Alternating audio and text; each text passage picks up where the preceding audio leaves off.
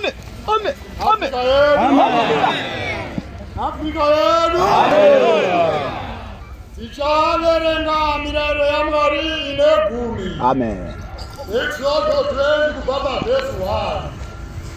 Ino Mwari wakataura mashoko ava ose akati.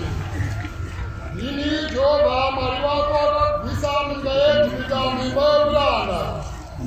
Usava navana vaMwari kunze kwavo. Usabvibira mufananidzo wakavezwa. Kana uri mufananidzo wechinhu chiri kudenga kumusoro, kana wechipanika pasi, kana wechiri mumvura pasi penyika.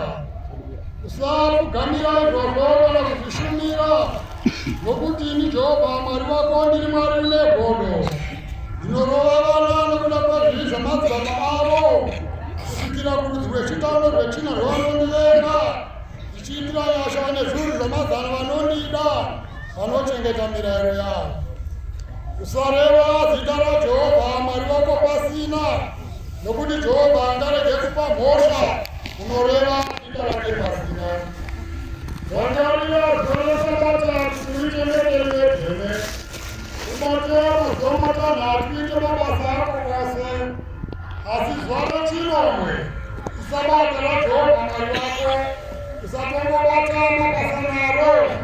Iwe kana mwanakomana wako, kana mwanasikana wako, kana muranda wako, kana murandakadzi wako, kana zvipfuwo zvako, kana mwiri wako uri pakati pemasuo ako.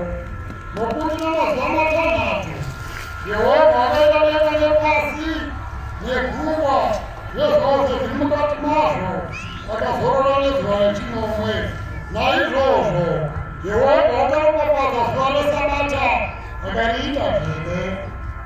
Udza baba vako namai vako kuti mazuva ako ave mazhinji panyika yaunopirwa naJehovha Mwari wako.